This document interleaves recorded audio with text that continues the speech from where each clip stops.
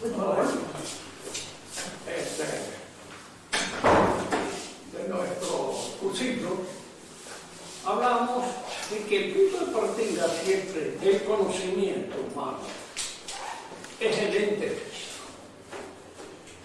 Y destacamos en el ente tres, diríamos, objetos formales que dan nacimiento a tres modalidades científicas.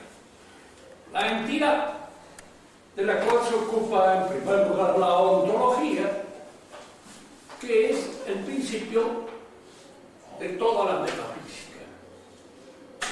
La movilidad, de la cual se ocupan las diferentes ciencias de la naturaleza. Y la cantidad, que da nacimiento al conocimiento de tipo matemático. El ente físico tiene pues esas tres condiciones, que son tres respectivos objetos formales de estas ciencias, de estos saberes, de la ontología, de la matemática y de las ciencias naturales. Ahora vamos a considerar un momento la movilidad. En primer lugar, ¿qué es lo que entiende Aristóteles por movilidad? Para nosotros la movilidad tiene un sentido inmediato, es el paso de un lugar a otro. Pero en el sentido aristotélico se refiere a todo cambio, a toda modificación que sufre el ente. Todo eso constituye una especie de movilidad especial. Si nosotros atendemos a la generalidad del ente físico, observaremos que hay allí, en primer lugar, una movilidad intramolecular, atómica, con los cambios que se producen en la interioridad del ente y que dan nacimiento a una especulación que en general puede ser llamada la microfísica, porque es la que examina interiormente cómo están constituidos todos los entes físicos. Está la movilidad física, o sea, la movilidad que puede ser interpretada en términos de mecánica, mecanismo, movilidad de traslado de un lugar a otro. Está la movilidad propia de la química, o sea, cómo se comportan los elementos que constituyen la mayor parte de los entes físicos y que son estudiadas por el químico. La movilidad viva, que pertenece ya tanto al género vegetativo como al género animal y como al género humano. Son distintas especies de movilidad que dan nacimiento a distintas clases de ciencia. Pero la pregunta que se hace en general el metafísico y el que está haciendo ontología es esto: ¿qué es la movilidad en general? Las ciencias se ocupan de un determinado tipo de movilidad. La microfísica estudia esa determinada forma de la movilidad propia de los cuerpos en su constitución intrínseca física. La física también se ocupa de la movilidad en el orden de la traslación y la que puede ser objeto de una consideración de tipo mecánico. La química se ocupa de una forma de movilidad y la biología también de otra forma.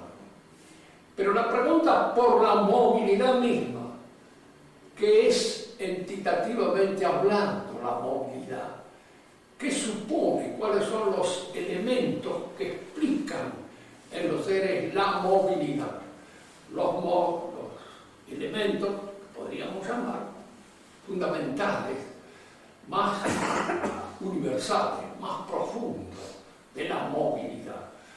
Esto es lo que constituía en el mundo del pensamiento aristotélico la física aristotélica. Es decir, cuando en la época moderna que comienza a nacer lo que podríamos llamar la física matemática, la física aristotélica parece quedar un poco de lado, rezagada, como una física superada por la nueva ciencia física matemática que surge en esa época. Hay aquí una discusión, a veces enrollada, muchas veces entre gente que no entiende mucho ni de la física moderna ni de la física tradicional. Y entonces las discusiones, sobre todo entre sordos, lo digo por experiencia, suele ser una discusión inútil, porque son dos monólogos que no logran nunca concretar nada en común. La conclusión a la que nosotros podemos llegar es que estas dos físicas no tienen por qué chocar. Porque una es la física matemática, que trata de considerar toda la movilidad en los elementos mensurables que toda movilidad tiene, y trata de traer a consideración una serie de conclusiones, que es lo que se llaman proposiciones, diríamos así, que son medidas, mensuras. Un ejemplo es esto: el color amarillo son 770 micromicrones de longitud onda. No sé si es así o no es así, pero más o menos creo que no me olvido del todo. Pero de hecho, esa es lo que se llama una proposición de tipo operacional, porque es de hecho una conclusión de carácter, diríamos, cuantitativo. Pero ¿qué es la movilidad? Eso no lo dice de ninguna manera. Elude la posibilidad de esa pregunta. Queda abierta la posibilidad de una pregunta de esta naturaleza. Es perfectamente concebible que se haga una pregunta que trate de responder a nuestra demanda por aquello que es la movilidad. Entonces nosotros no estaríamos en el contexto de la física matemática, ni estaríamos en el contexto de ninguna física. Lo que estaríamos haciendo aquí es una pregunta de carácter metafísico sobre la movilidad misma. Es decir, que creemos, y en general casi todos los escolásticos de inspiración tomista llegan a esta conclusión. La discusión fue inútil. Fueron dos cosas paralelas que se rechazaron estúpidamente porque pueden coexistir. Las dos formas de interrogar el ente. Aquella forma que ofrece estos aspectos de interpretación matemática cuantitativa, y aquella otra que favorece una pregunta más bien de tipo metafísico. El ente físico cambia. Todo cambio es el paso de una situación a otra. De una situación que se tiene, que está firme, con toda la plenitud entitativa que le corresponde, a una situación distinta. El paso de la niñez a la juventud, de la juventud a la madurez, de la madurez a la vejez, y de la vejez al cadáver, son distintos pasos que de alguna manera significan, de hecho, que hay una situación de plenitud y hay un cambio o un paso a otra que puede ser de una perfección o que puede ser de una corrupción, de una disminución. Esto supone entonces que la situación de plenitud es a lo que en filosofía generalmente se le llama acto. Esto es lo que está en acto en este momento. Este hombre en acto está en la plenitud de su fuerza, pero en potencia, como predisposición, como en alguna medida, diríamos así, virtualmente, está en situación de cadáver, porque el cadáver está en alguna medida anunciado, está, diríamos, no actualmente, porque actualmente está vivo, pero está anunciado. Esto es lo que se llama en potencia. Por eso decía Aristóteles que todo cambio supone un paso de lo que está en potencia al acto.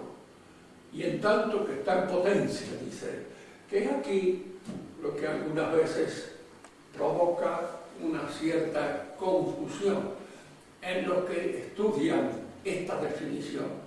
¿Qué quiere decir esto de que el movimiento es el paso de la potencia al acto y en tanto que está en potencia? Queremos decir que una cosa que está en su plenitud actual, sin potencia de ningún género, no cambia, no se modifica. Pero lo que se modifica es porque en él existe la potencialidad de un perfeccionamiento, potencia activa, o de una corrupción, potencia pasiva. Supongamos, por ejemplo, esto está en potencia para ser quemado.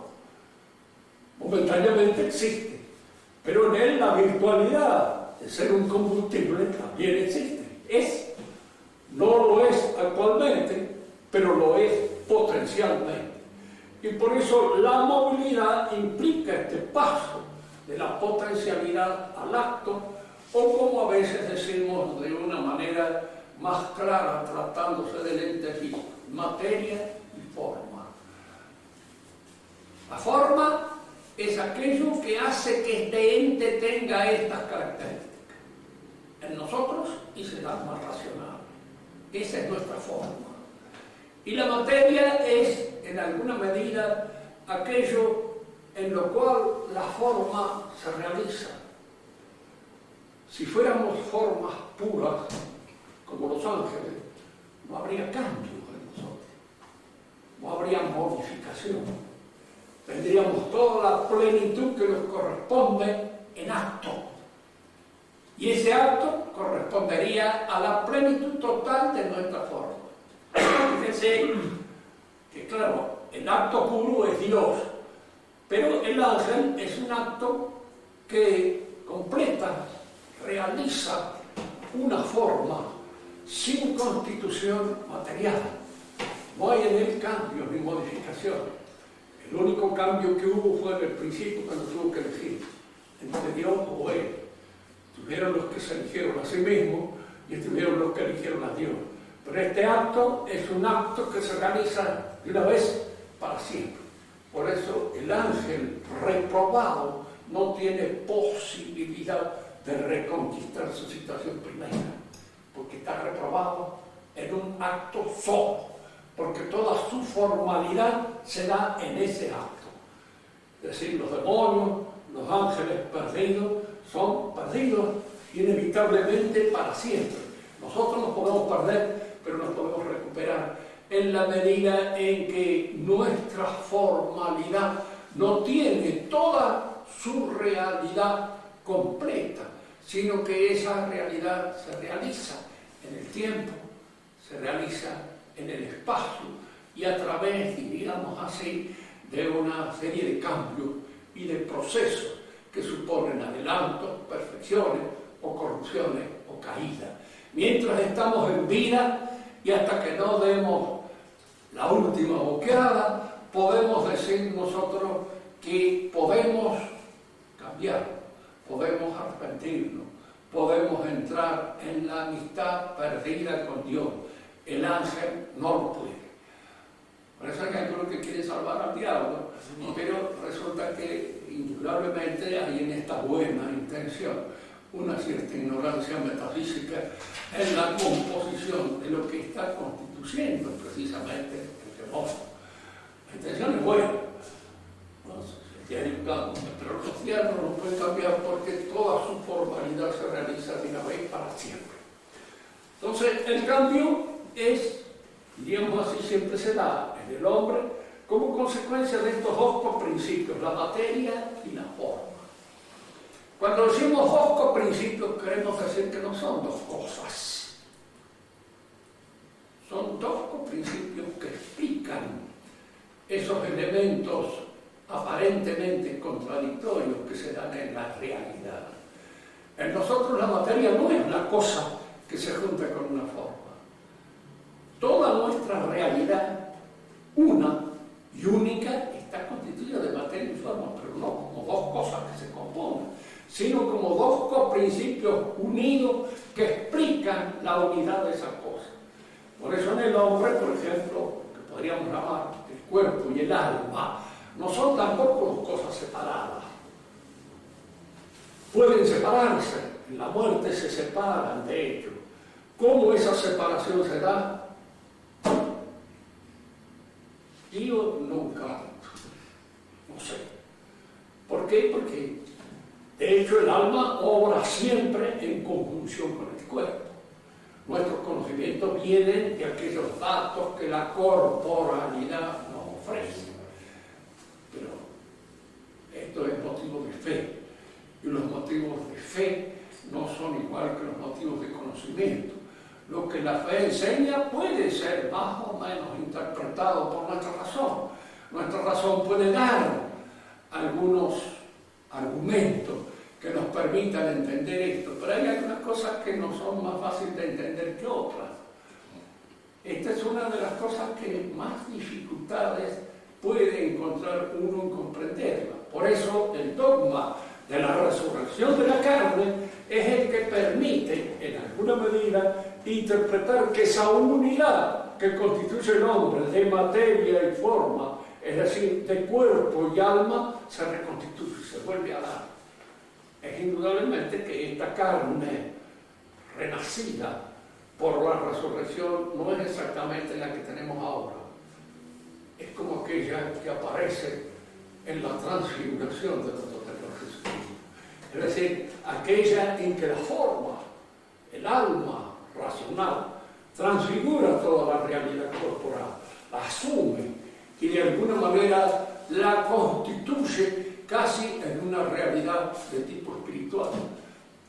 Por eso nuestro Señor podía atravesar las paredes, podía de alguna manera ir de un lugar a otro, así como nosotros podemos mentalmente ir de un lugar a otro, pero el cuerpo está acá. Nuestra mente puede estar allá, en nuestra casa, puede estar en cualquier otra parte, pero el cuerpo sigue acá. En cierto modo, cuando el cuerpo es dócil a las instigaciones del espíritu, es cuando este espíritu lo maneja como una cosa espiritualizada y que participa de la propia naturaleza del espíritu. Hay otro problema en la movilidad que es tan importante o más que este. Cuando una cosa cambia, nosotros hemos cambiado desde nuestra era infantil a la era que tenemos ahora. Estos cambios, ¿dónde se producen? En toda nuestra realidad. ¿Quiénes cambian? Todos nosotros. ¿Qué es lo que cambia en nosotros? Todo. ¿Y qué es lo que permanece?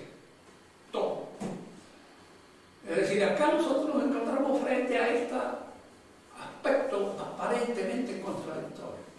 Como una cosa que cambia toda, al mismo tiempo permanece toda.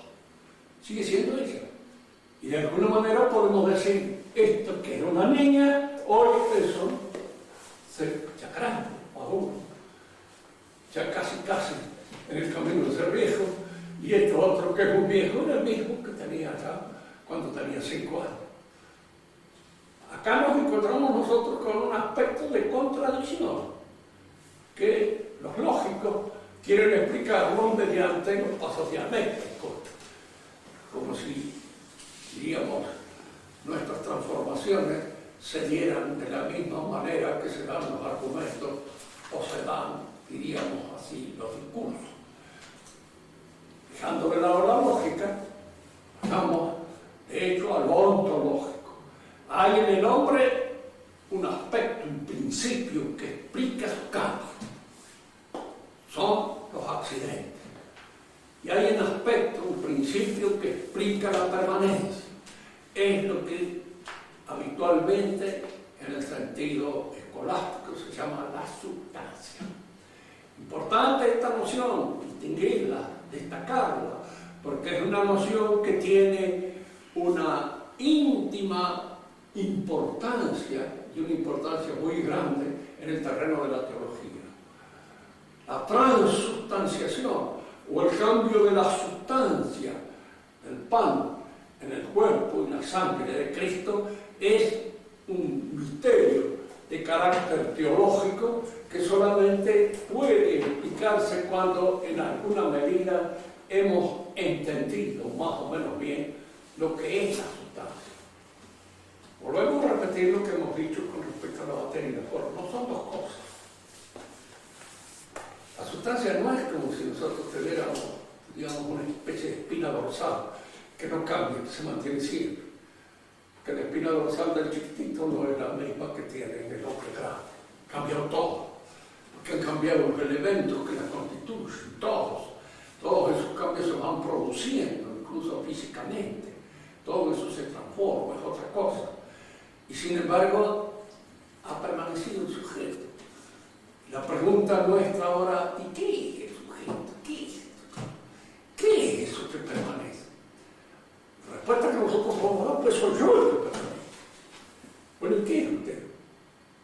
¿Qué es usted? Fíjense que esto es importante, porque esto nos va a permitir, en la medida en que logremos más o menos comprenderlo, muchas de las cosas que son misteriosas de nuestra vida. Cuando nosotros nacemos, se nos enseña a través de la fe de que es Dios quien nos hace en el seno de la madre. Dios es el que nos da esa constitución personal que tenemos nosotros. Eso que podemos decir yo, pues eso es obra de Dios en el seno de la madre. Por supuesto que un fisiólogo competente, diría que no lo he visto nunca, que actúe en el seno de la madre de esa manera. Y la respuesta que puede dar el filósofo escolástico es esta. Bueno, muy bien, usted no lo ha visto, es cierto. ¿Ha visto la inteligencia usted alguna vez? No. Sin embargo, a través de una serie de actos, la inteligencia obra. ¿Ha visto la voluntad una vez? No. Y sin embargo, la voluntad a través de una serie de actos obra. Y es distinta al apetito. Porque una cosa es cuando quiero seguir durmiendo y otra cosa es la fuerza que me impulsa a levantarme. ¿Qué le llamo uno? A las 2 a la gana, decimos en español. Tengo ganas de dormir. ¿Cuántas veces decimos eso? Y dirán los médicos, especialmente cuando son convocados ahora bastante embromados para tener que ir a atender a un enfermo. Bueno, ¿qué es la fuerza de la que dispone para imponerse a la gana? Para imponerse a esa apetibilidad. ¿Qué es lo que dispone? Es una fuerza indudablemente espiritual. Es lo que se llama la voluntad. La voluntad no es la gana. La voluntad no es un apetito sensible. La voluntad, ¿por qué? Porque a veces va en contra de los apetitos sensibles. Se opone a los apetitos sensibles. Los vence a los apetitos sensibles. Y a veces son los apetitos sensibles los que la vencen a ella. Pero hay una pugna, hay una puja, hay algo que se contraría en nuestro propio dinamismo moral. Y ese algo que se contraría es algo que indudablemente está indicando que nosotros somos de una naturaleza espiritual. Y si somos de una naturaleza espiritual, ¿de dónde surge en nosotros la naturaleza espiritual? Porque los gametos que producen al hombre, al ser humano, cualquiera sea la complicación de los genes que lo constituyen, etcétera, etcétera, no entramos en esos problemas. Pero esos gametos son realidades de química biológica. Son cosas vivas, pero al mismo tiempo químicas. Lo espiritual no está en ello. ¿De dónde recibe lo espiritual? O hay que admitir contra todas las leyes de que de dos elementos químicos surge algo, X, que no está en ello. Que no está en ello. Porque los dos gametos, ninguno de los dos contiene la personalidad del que va a surgir.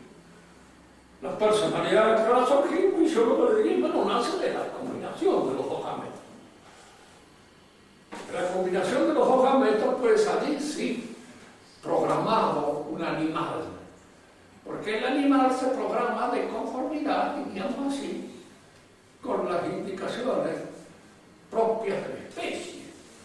Un gato se comportará siempre como un gato, nunca como algo más. El hombre no sabemos cómo se comportará en un momento determinado, porque puede llegar incluso a la conclusión de que lo mejor en este mundo es terminar cuanto antes y se pega un tiro.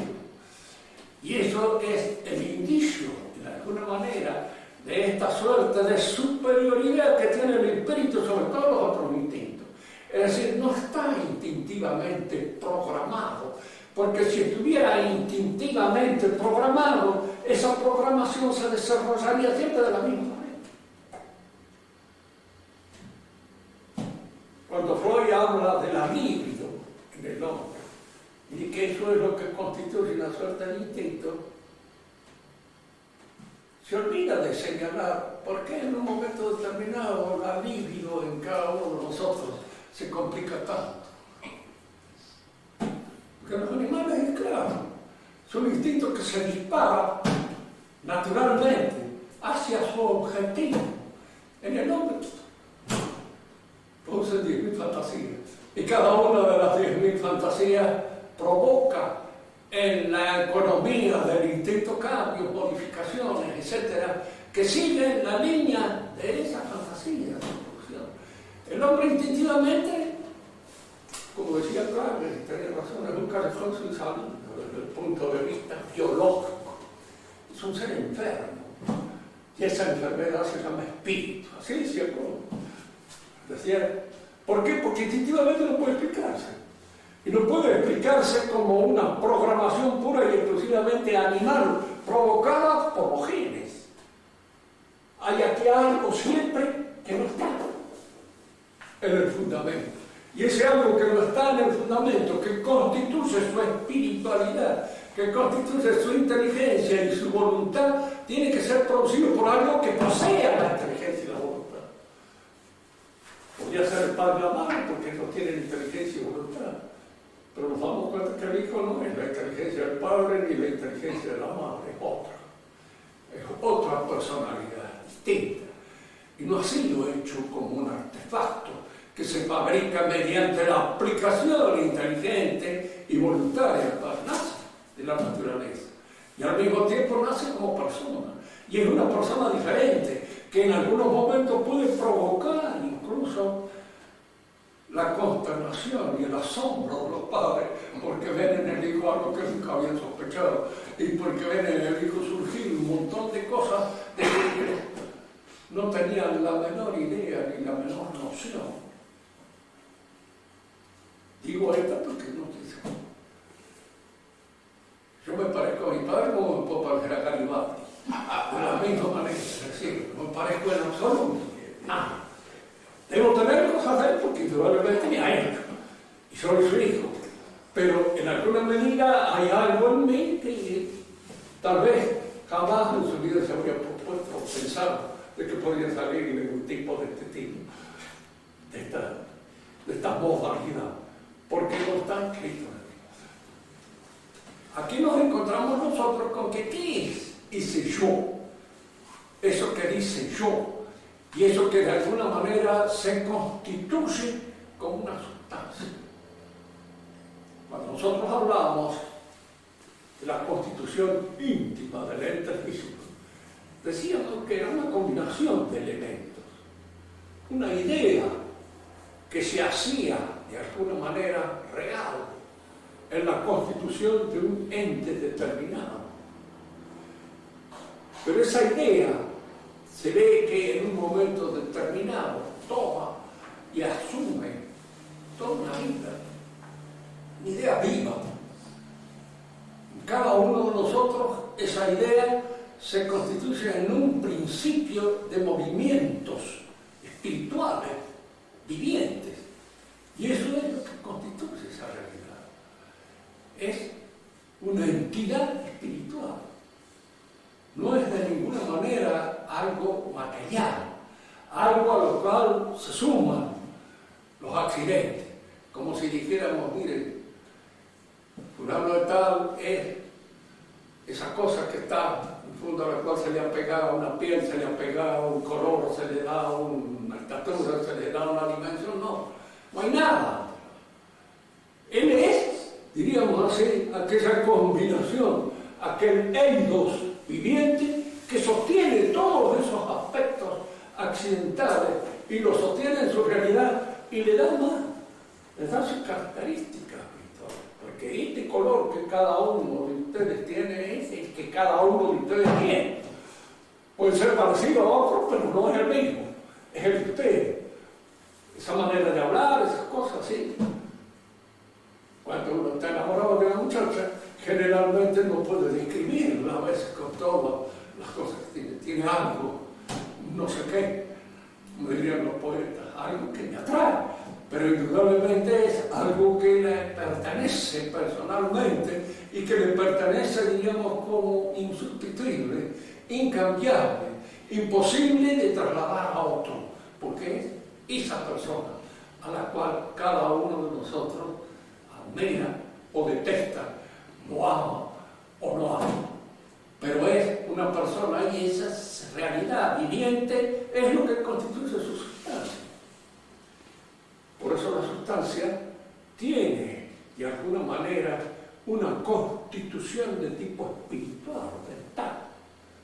No es difícil que nuestro Señor mentalmente sustituya la sustancia del pan por su pensamiento en un momento determinado y la retenga, porque a fin de cuentas lo que sustituye es algo de la índole misma del pensamiento, es de la índole misma de la espiritualidad, es de la índole misma de esa, diríamos, capacidad intelectual de crear la realidad.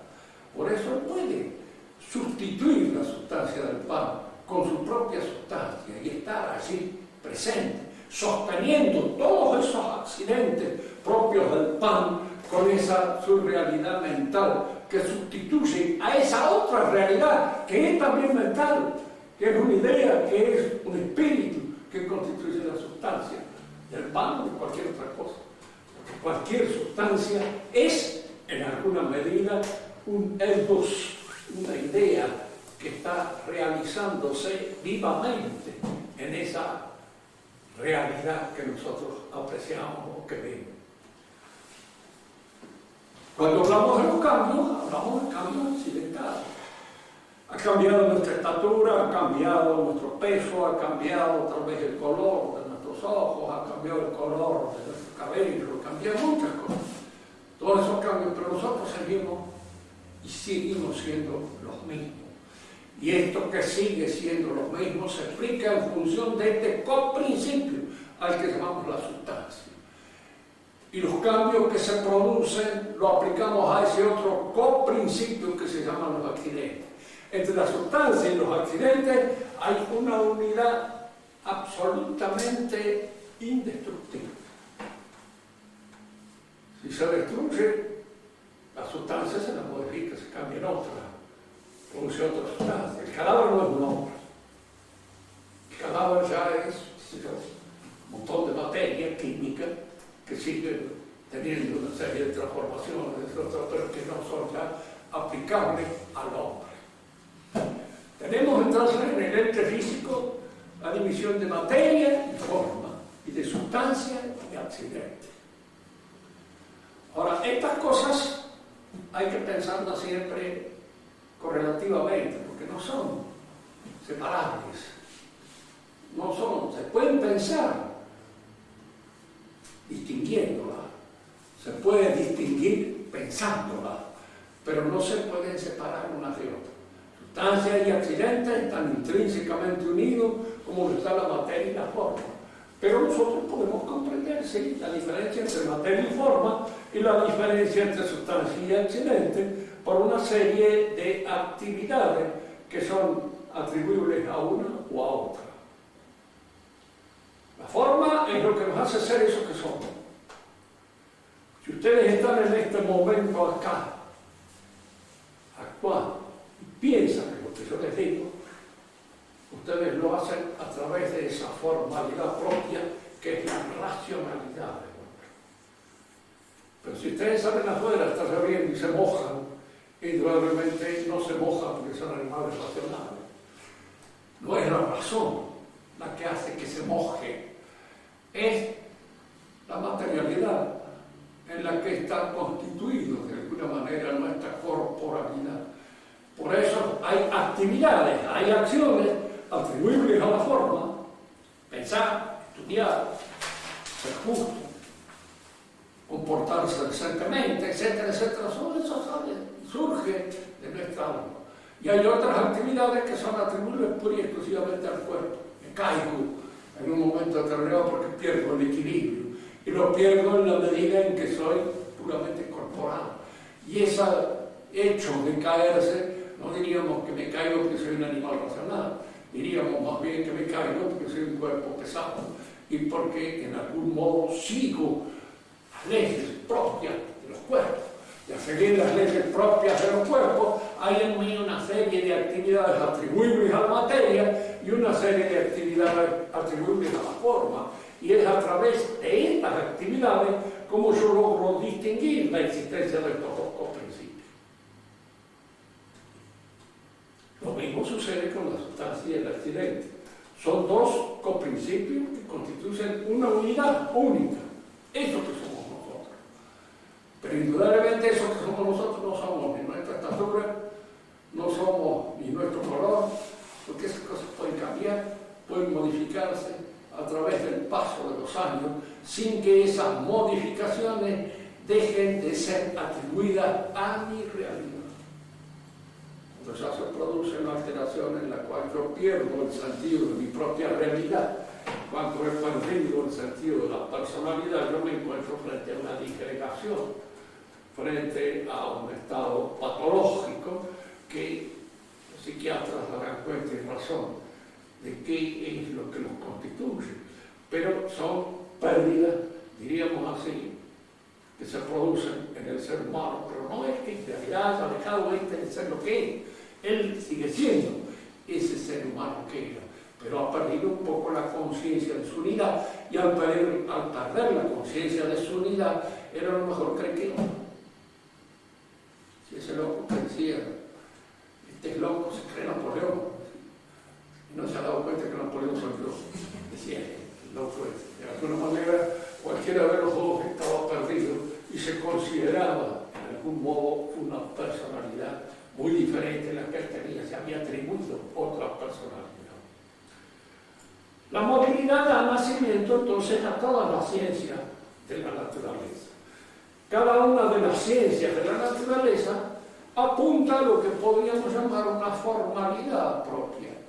Considera la especie de esa movilidad que estudia el docente. La biología considera la movilidad viviente, la movilidad vital, lo que hace a un ser vivo. Otras ciencias consideran otros aspectos y cada una de ellas se distingue de las otras por una formalidad que la distingue o que la diferencia o que percibe en el ente y que la constituye en propiedad como tal ciencia. Es conveniente siempre apreciar estas distinciones porque se producen a veces confusiones grandes. En la actualidad hay dos ciencias parásitas que aparecen como ciencias y no lo son. La sociología y la psicología no. Son dos aspectos que uno me dirá, pero la psicología estudia el alma humana. El alma humana es, sí, bueno, pero fíjense que hay allí una serie de cosas que distinguir que la psicología, en función de los principios de los cuales parte, no la entiende bien. El conocimiento no es un acto psicológico. Un acto psicológico sería un acto producido por nuestra psique. Y si nuestra psique produce el conocimiento, todo lo que conocemos de la realidad es producto de nuestra psique. Y eso es falso. Porque la realidad se nos impone con su formalidad propia.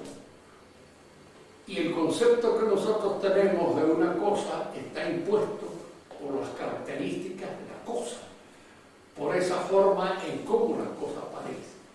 Un saber médico es distinto de un saber económico. ¿Por que uno y otro consideran. Y estos distintos objetos imponen al saber sus características propias. En el acto de conocer, el hombre aprecia una formalidad que está inscrita en esa realidad. Y se dice que es un acto espiritual porque es un acto mediante el cual el hombre capta algo que está sostenido por la inteligencia divina. Y constituye de alguna manera, diríamos así, una suerte de correspondencia natural. El conocimiento es una correspondencia natural entre el hombre y Dios, porque es a través precisamente de lo que Dios ha hecho cómo el hombre se pone en contacto con la divinidad naturalmente. Este no es un contacto sobrenatural como es la gracia, es un contacto natural, el conocimiento, pero es un contacto. Y esto la psicología no lo puede explicar, porque para explicarlo tendría que salir del módulo, del cartabón inmanentista en el cual está inscrita y en el cual nace la psicología, y en el cual la psicología, diríamos así, se impone como una ciencia que no lo es del todo, porque es, diríamos así, una ciencia parásita que tiene sentido en función de la ideología que acepta como principio. Y la sociología lo ve. Cuando estudiamos una sociedad estamos haciendo historia. Y si pretendemos conocer a las sociedades distintas por ciertas características generales o universales propias de la sociabilidad, estamos en la antropología filosófica. De manera que en realidad es la antropología filosófica, la historia, la que nos provee de todos aquellos elementos que pretende ser propios de la sociología. Una sociología o un sociólogo que no conozca la historia sabe nada. ¿Qué es lo que nos dice? Nos hablará del poder como si el poder fuera una cosa, no, el poder será acá concretamente, en este lugar determinado. Y aquí tiene características propias que solo el historiador conoce. ¿Quiénes son los grupos de poder de este país? Hay grupos de poder en casi todos lados, sí, como no, pero hay una distinción entre unos y otros.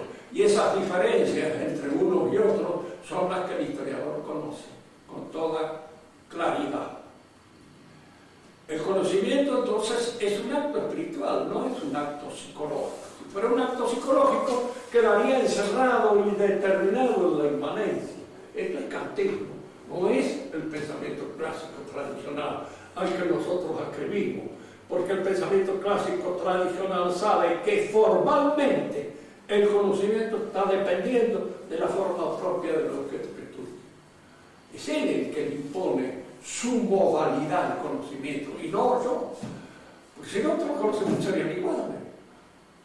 No habría diferencia entre una ciencia y otra. Porque si la ciencia estuviera dependiendo en cada caso como un producto de un psique, pues mi psique produciría todas las cosas más o menos como productos propios.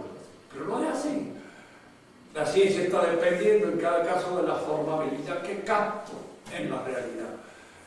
Vamos a hablar en otra oportunidad de la epistemología, que pertenece también al ámbito de la metafísica, porque la única ciencia capaz de volver sobre sus propios contenidos y examinar sus propios contenidos es la metafísica. No. Anatomía estudia el cuerpo humano, nada más. Estudia el cuerpo humano, trata de estudiarlo bien, de considerarlo, pero no estudia qué es la anatomía. Esa pregunta no se la hacen. Estudia, la anatomía, esto que estoy haciendo. Y se acabó.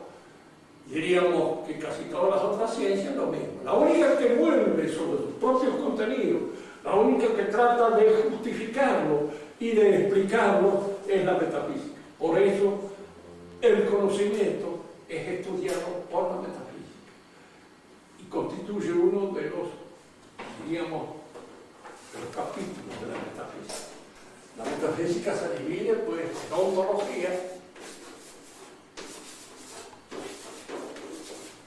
ciencia del ente en tanto que ente, teología,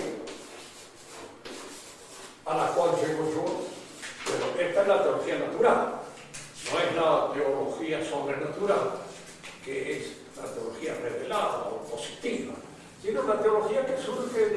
consideración del ente.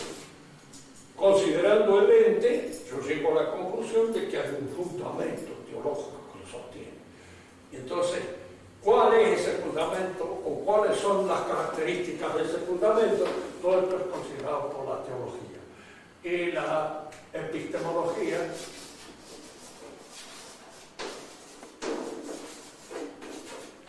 o sea, la ciencia del ente es estudiada también en metafísica. Estos son los 3 capítulos fundamentales de la metafísica. ¿Alguna pregunta para aclarar? Hoy día estuviste muy claro.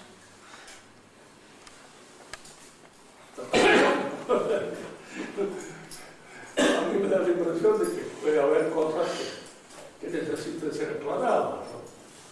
¿Qué dice usted, señorita? ¿Ha entendido bien? Sí. Bueno. ¿Y usted, doña Laurita? También está gente muy inteligente. ¿También? Que cada uno podría hacer la pregunta. ¿Por qué decir que la psicología no es una ciencia, independientemente? Porque no tiene un objetivo, una formalidad propia. Estudiar la forma humana, eso es lo propio de la antropología filosófica. Yo considero al hombre en su totalidad, en lo que es él, como hombre, como tal. Separar, diríamos así, del hombre el alma como objeto de un estudio aparte, no puede. Por eso la mayor parte de los psicólogos en un principio han sido fisiólogos y de alguna manera han reducido lo psicológico a lo fisiológico, porque se dan cuenta de que existe así una realidad única, que es la realidad humana, y esa realidad humana no puede ser dividida como un sándwich o como un queso entre una parte y otra, sino que es una realidad en conjunto. No puede ser separada una cosa de otra. El alma y el cuerpo constituyen una unidad. Y esa unidad, indudablemente, hay que considerarla en toda su complejidad. Por eso el estudio de la antropología filosófica era el que abarcaba todo esto. La psicología surge a partir de Kant y de alguna manera en función del kantismo. Y la sociología es un invento de Augusto Comte. Pobre Augusto, él trató de considerar una ciencia social porque creía que podía ser reducido el conocimiento de lo social a un conocimiento de tipo positivo. Y que una vez que se conociera eso, la organización de la sociedad estaría dependiendo entonces de los sociólogos. Hoy día los sociólogos y los psicólogos se han convertido precisamente en los dos ingenieros del alma humana, y en alguna medida son los que están influyendo a través de la publicidad, a través del periodismo y a través de todas estas cosas en esa suerte de uniformación del ser humano que constituye el objetivo de la publicidad moderna. Fíjense que lo más fácil a veces para dominar a un individuo es reducirlo a los complejos más inferiores que tiene. Por las almas podemos distinguirlo, pero por los apetitos no. En la sociedad es porque los apetitos son más o menos comunes. El promotor de compras o el promotor de venta, ese que está en la línea de la promoción, de la venta de las cosas, ese estudia las apetencias fundamentalmente, del hombre genérico, es decir, del hombre animal, del hombre que apetece, del hombre que desea tener cosas. Y entonces a eso se va reduciendo poco a poco. Los comunistas pensaban que la mejor manera de reducirla era a través del terror. ¿Por qué? Porque el miedo reduce. Indudablemente si me asustan, soy un manojo de nervio que es fácil dominar por el palo o la zanahoria. ¿Cierto? Se me ofrece por un lado la zanahoria para comer o el garrote en el caso de que no siga aquella línea. Y se va reduciendo el hombre a esa cosa que es esas cosas pura y exclusivamente defensivas. Nuestra sociedad lo está haciendo, pero lo está haciendo con un método mucho más complicado y sutil que el que empleaban los comunistas. Los comunistas empleaban el terror policial. La nuestra emplea el terror económico. Nos están aterrorizando económicamente. Fíjese que esto a veces es raro. Las mujeres ahora, nuevamente ya les van a cerrar las trompas a todas en alguna medida, tanto para que no tengan hijos. ¿Y que no tengan hijos para qué? Para que no haya muchas complicaciones.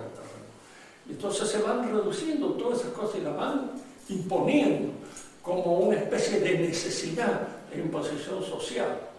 Y como a la vez el miedo de no tener plata, de que no me alcance, de que el sueldo no llegue, de que este y el otro, colabora con esa especie de reducción al mínimo en que se realiza en el ser humano. Y es muy común eso.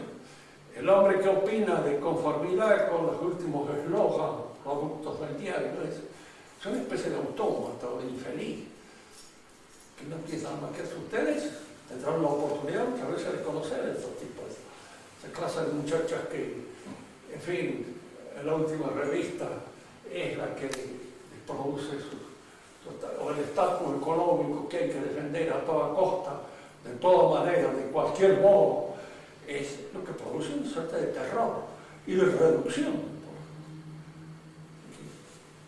Y es espantoso. Espantoso porque le hace perder a la mujer su feminidad y al hombre su masculinidad. El hombre de hoy es un muchachito que en general es muy irresponsable. Entonces lo que quiere es tener con usted una relación así superficial, diríamos, epidérmica, y que de ninguna manera suponga la responsabilidad de la función de un hogar. Por eso ya el matrimonio está desapareciendo, y con él desaparece, digamos, de alguna manera, la familia. Y ser padre es algo que no es solamente físico, es algo espiritual fundamentalmente. Que ahí es donde se revela la paternidad y la maternidad. Por eso a un cura le decimos padre. ¿Por qué? Porque su función es paternal. ¿Por qué una mujer no puede ser cura y no puede ser padre? Porque el padre es el varón y madre es la mujer. Hay muchachos que tienen también una afición a ser mamá, pero no pueden ser. Y de alguna manera, diríamos, ellos tropiezan con esa profunda dificultad. Entonces, la mujer en general podría ser padre, ¿no? Puede darse, hay algunas que tienen bigote y que en alguna medida también levantan pesas o pegan trompadas con cualquiera, pero son excepciones y sobre la excepción no se puede, diríamos, legalizar, hacer leyes. La excepción es para... Cuando una vez me preguntaron, ¿por qué usted no cree que la mujer pueda ser sacerdote? Porque la función sacerdotal es una función paternal dentro de la sociedad. Y eso lo hace el varón. ¿Por qué el varón no puede ser madre? Podrían discutir, hay algunos que quieren y tienen vocación, y gusto, etc., pero no puede ser. Profesor, a mí no me quedó claro el campo que estudia la epistemología. ¿Cuál sería? La ciencia, el conocimiento. El conocimiento del ente. El conocimiento vulgar y el conocimiento científico, que es igual que el conocimiento vulgar, pero metódico, ordenado, sistemático. Diríamos así, hay la diferencia que puede existir entre dar un zapallazo, una trompada así, y que la trompada se la pegue tizón, por ejemplo, que se la sabe hacer, y que de alguna manera, diríamos, tiene hecho el movimiento adecuado para que sea eficaz y rotundo. El conocimiento científico es el mismo que el vulgar, pero ordenado, metodizado, en alguna manera, diríamos, realizado en forma especial sobre el objeto propio de la ciencia que estudia. Aló.